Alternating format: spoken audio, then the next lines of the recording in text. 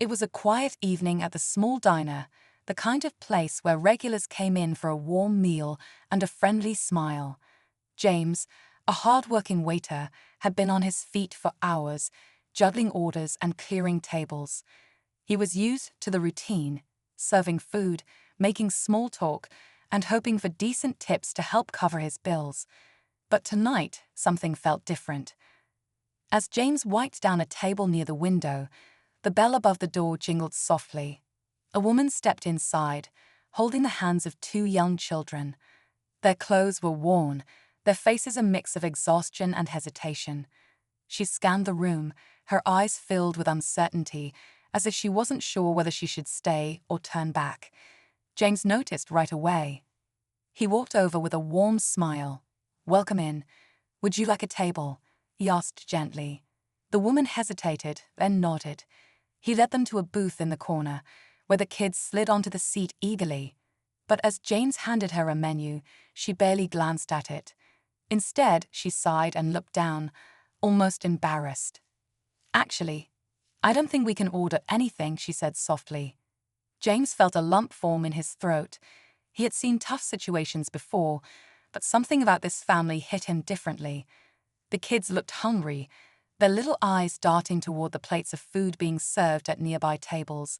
He knew what it felt like to struggle, had been there himself not too long ago. Without hesitation, he made a decision. "Don't worry about it," he said with a reassuring smile. "Dinner's on me tonight." The woman's eyes widened in surprise, and for a moment, she looked like she might cry. "No, I couldn't," she started, but James shook his head. "It's my treat," he insisted. "Just sit tight. I'll bring you something warm." As he walked back to the kitchen, he didn't think about the money or whether his boss would be upset. All he cared about was making sure those kids went to bed with full stomachs. He served them the best meal he could: fresh bread, hot soup, and plates piled with food. He even brought out a little dessert for the kids, watching as their faces lit up with joy. But what happened next? James could have never seen it coming. When the family finished their meal and left the diner, he returned to clear the table, only to find something that made his heart stop. James stood frozen, staring at the table. His heart pounded as he picked up the small, folded napkin left behind. It wasn't just a napkin, it was a note. His fingers trembled slightly as he unfolded it, revealing shaky handwriting. "Thank you for your kindness. We had no other choice but to come here tonight. You gave us hope when we had none. Please look under the plate." James's breath caught in his throat. He quickly lifted the plate, expecting to find a few crumpled dollar bills, maybe just loose change. But what he saw made his stomach tighten. It was $100 bill, crisp, clean, and neatly placed beneath the dish. His mind raced. How could this be? The woman had struggled to even step inside, hesitating as if she didn't have enough for a single meal. And yet, here was this generous tip, more money than most customers ever left. His thoughts spiraled as he looked toward the door, half expecting to see the woman standing there, watching him. But she was gone, just like that. He glanced around the restaurant, searching for answers. Had someone else seen her leave it? Maybe a stranger had secretly paid for their meal. Or maybe there was more to this family than he realized. James walked back to the counter, still gripping the bill. He could have used the money. Rent was due soon, and his paycheck barely covered the essentials. But something didn't sit right.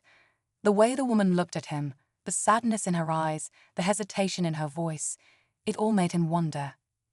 Why would someone who clearly needed help give away so much? His mind buzzed with questions, and the mystery only deepened as he noticed something else. Written in tiny letters at the bottom of the note was an address. No name, no explanation, just a place. James swallowed hard. Was this a mistake? A sign?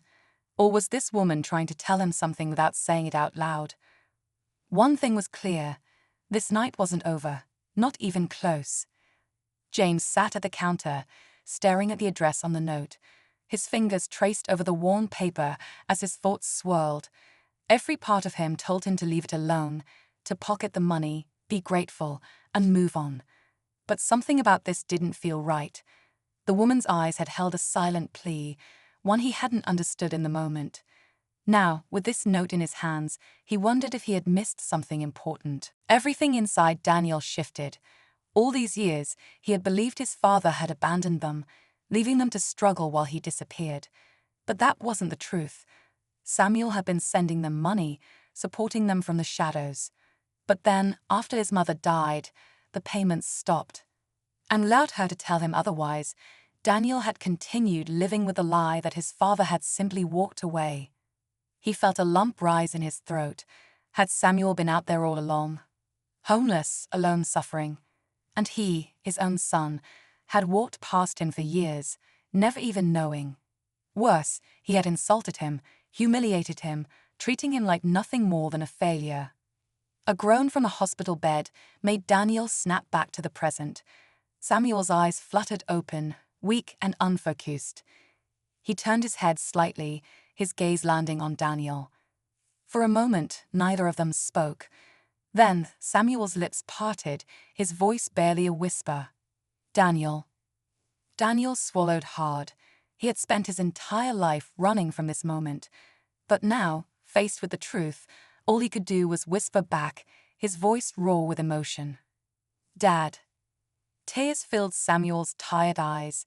And just like that, everything Daniel thought he knew about his past, about himself, about the father he had hated for so long, was changed forever. Samuel's eyes were heavy with exhaustion, but the way they locked onto Daniel's was enough to say everything.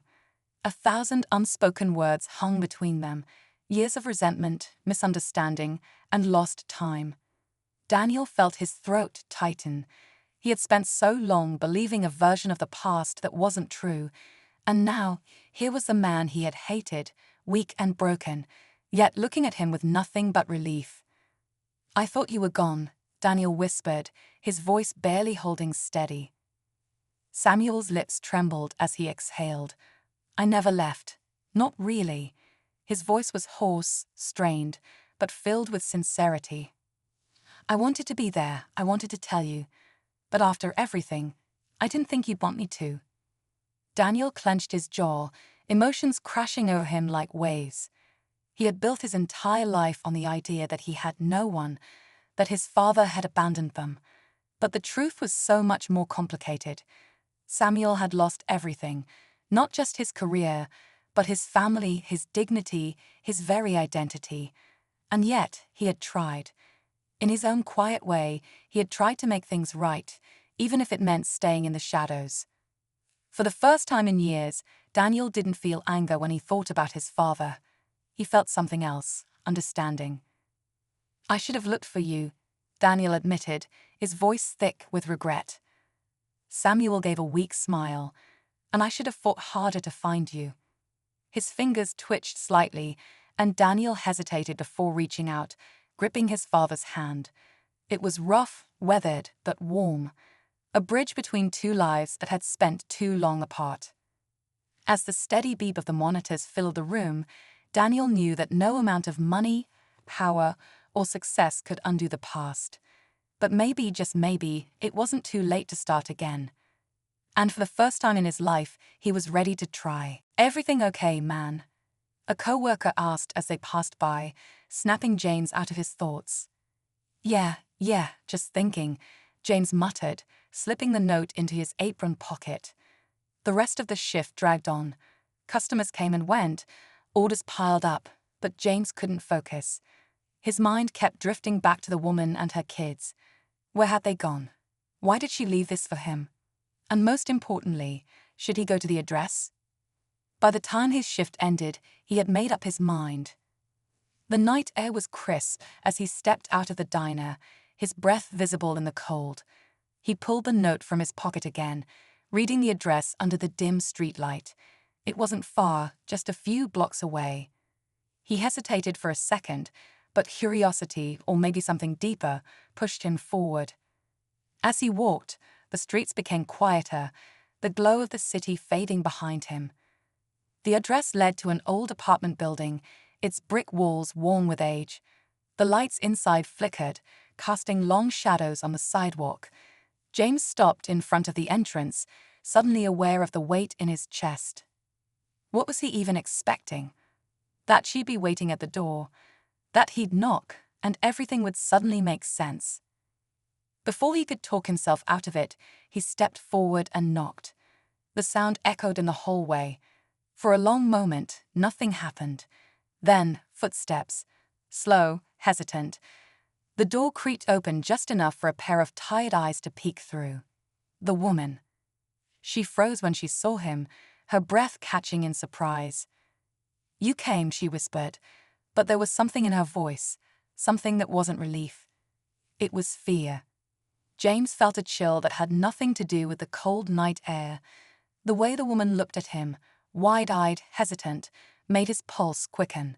She glanced over her shoulder as if checking for something, or someone. I wasn't sure if you'd come," she said, her voice barely above a whisper. James swallowed hard. "I wasn't sure either." He hesitated, shifting his weight. "You left the note. And the money. I don't understand. You didn't even have enough for a meal. But then you—" "Share," she cut him off, gripping the edge of the door. Her knuckles were white. "Not here." She looked around the dimly lit hallway before stepping back. "Come inside." Every instinct told James to be careful, but he couldn't walk away now. He stepped in, and she quickly shut the door behind him, locking it. The small apartment was dark, with only a single lamp casting a weak glow. The two children sat on a tattered couch, huddled together under a thin blanket. The younger one clutched a stuffed animal, his tired eyes darting between James and his mother. She knelt beside them, smoothing their hair before turning back to him. "I owe you an explanation," she said, exhaling shakily. "But first, I need to know, did anyone see you come here?" James frowned. "What? No, I don't think so." "Why?" She didn't answer right away. Instead, she moved to the window, pulling the curtain back just enough to peer outside. Her hands trembled as she let it fall back into place. "I shouldn't have left that note," she murmured. "It was a risk, but I didn't know what else to do." James took a step closer.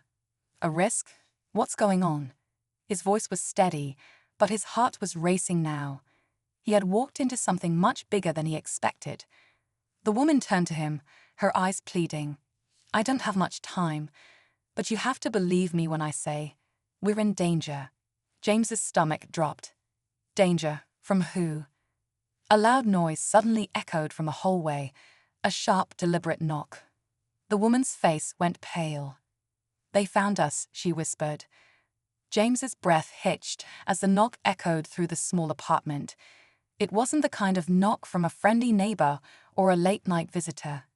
It was firm, deliberate, like someone who expected to be let in. The woman's hands trembled as she pressed a finger to her lips, signaling James to stay silent.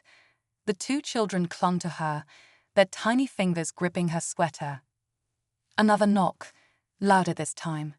James' mind raced. Who was on the other side of that door, and why was she so afraid? Then a voice, deep, cold. "We know you're in there." James felt his pulse hammer in his ears. He had walked into something far bigger than just a kind gesture. This wasn't just a struggling mother and her kids. There was something else, something she hadn't told him.